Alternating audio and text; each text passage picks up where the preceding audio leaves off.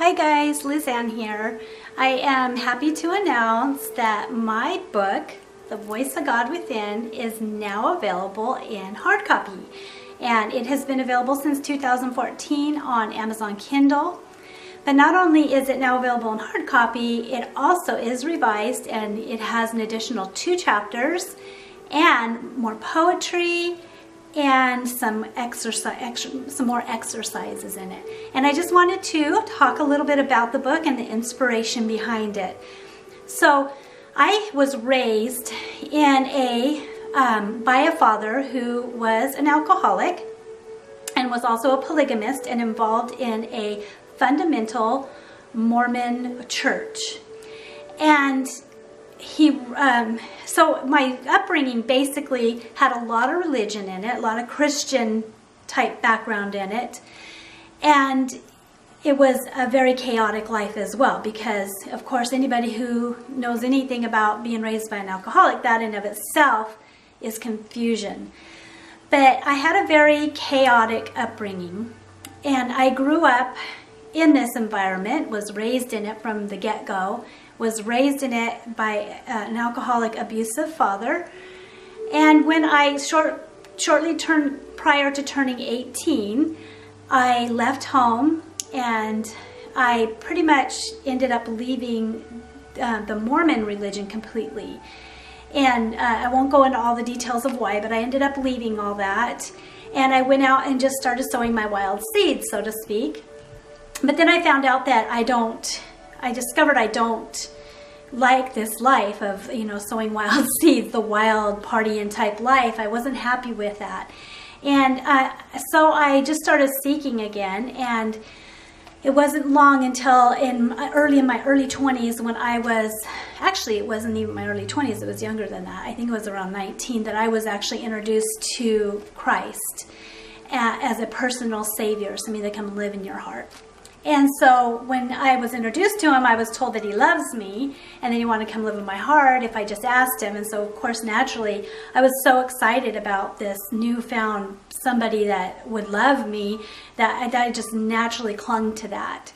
And once I started looking to Christ, to Jesus, well then, being raised in a Christian-based society, culture, you naturally believe, okay, so we need to read the Bible so we know what he expects of us, and we need to go to church. We need to find a church. So I chose to read the Bible first so I could know what the Bible said, because I know there were so many different churches. And I read it from cover to cover, and then later in life, I started seeking for a church. And I was very dissatisfied with most of the churches I went to, because I would look in the Bible and say, well, this isn't really what the Bible teaches, what they're, teaching or what they're doing. It's not really like it is in the Bible. It was confusing to me. And so long down the line, I did find this church that I was so excited about, because I went to a Bible study and they started teaching, and they were teaching right out of the Bible. And they were, and I was so elated. I remember just, having this experience of light flooding my soul, because I had found a church that really loved God and served God in what I felt like that needed to look like. And so I ended up going to this church, and my family came with me, my children and my husband came with me, and we ended up going to the altar, committing ourselves to Christ the way the church expects of you. And we served in this church for almost 20 years. And in the beginning, I was very happy, and I believed in the Bible, and I believed in everything it taught. But there was, as the preaching went on, there was a lot in it that I would have a lot of questions about, and I would just, it felt confusing and didn't it just didn't feel right, didn't set with me. But along with these questions came this fear in the preaching and even within the Bible that was, you better just not worry about your questions and just do what we say. Because if you don't, you're going to be lost, and you're going to, the devil is going to take you to hell, and you're going to be tortured forever, because that's where God puts people that disobey him and don't serve him the way he planned out in the Bible. So I went along with that, and For years, I just did my best to be good, but I found that all through that time there was an underlying something I couldn't be settled, an underlying disquieting within. So I couldn't really be at peace, fully at peace, even though over the pulpit they said if you're saved and you're doing your best, then you should have this peace and this knowing. I didn't have that. No matter how hard I tried, I would go to the altar over and over and over again. And toward the end of my attendance there, I fell into depression, which was really unusual for me because I'm a very upbeat person naturally. And I kind of noticed it. I remember talking to my friends saying, I feel like I'm kind of depressed. And I was kind of taken aback by this depression that I had. And eventually, I don't want to go into all the details, but eventually I was advised by the church to go and seek therapy against what I really wanted to, because I was so scared of seeking therapy, but they said, no, you really need this. And so I sought out a therapist that was specialized in abuse therapy, because I had at that time I was having dreams of my childhood and just things coming up that I went through that were starting to haunt me. And so I figured this is why I have this depression. So anyways, a lot of this is in the book, and I don't want to tell you the whole story, but I wanted to give you kind of the inspiration behind this book and why I wrote this book.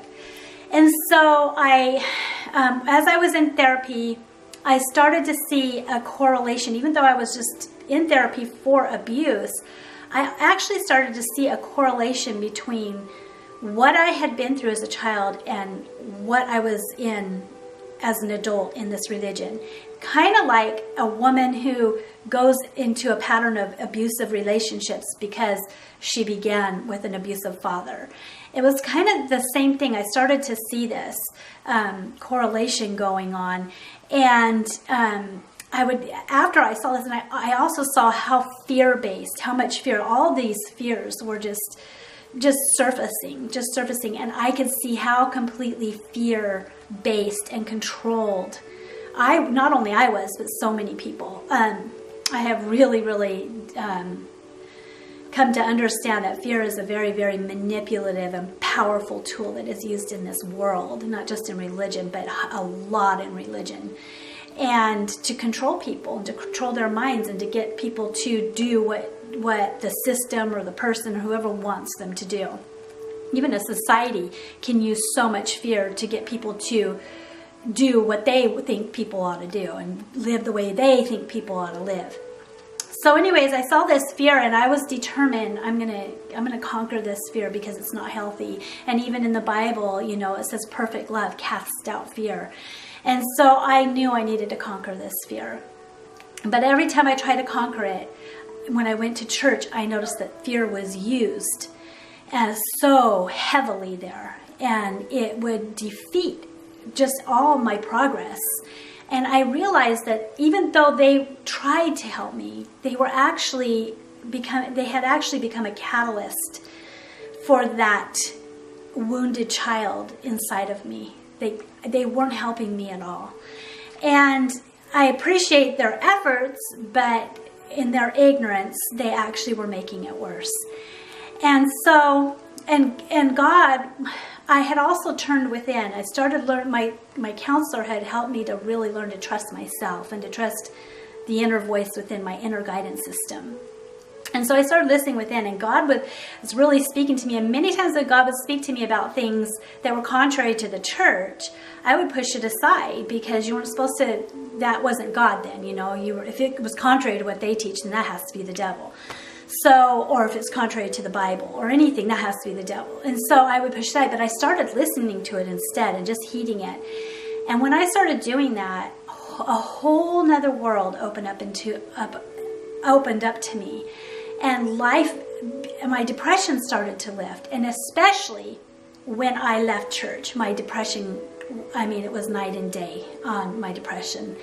And since then, at the very end, I started writing notes down in a journal about things God were teaching me, which it made its way into this book. And finished this book about 6 months after I left church. And this book isn't just the story of what I went through. It has some of that in there, but this book is what I was learning through all that. And also it has the exercises I did and the things that I did that helped me to get free from that fear and that control and that manipulation and that insecurity that religion gets such a stronghold on so many people. They get such a stronghold on their minds that it's almost nearly impossible. I mean, I've always said it was probably the most courageous thing I ever did was the day I walked out of church knowing I would never go back. It took so much courage because there's so much fear that you are going to be destroyed for that decision. But I did it because I knew deep down inside that that's all it was fear, that it was fear manipulating me. And so I did it anyways, and slowly but surely, and it was hard in the beginning, but slowly but surely I became stronger. I've never regretted it. I'm so thankful to be free from manipulation and be free to listen to the voice of God within. And so this book is designed and is written with that burden for you, not to teach you, even though it goes into things that I believe, it isn't to say, now you should believe what I believe. That is not what this book is attempting to do. What this book is attempting to do is to show you what I went through, how I progressed, and to offer the exercises that you can search your own soul and do your own work to gain more strength and power and courage to listen to your inner guidance system. And that's what I am attempting to do in this book. And I think this book is awesome. I've reread it many times. I had to because I edited it over and over and over again. And I think and every time I reread it, it strengthens me. So I'm hoping it'll do the same for you. I'm hoping you will consider, if you have any of those issues that I've spoken about, that you will consider purchasing a copy of this book and letting me know what you think about it.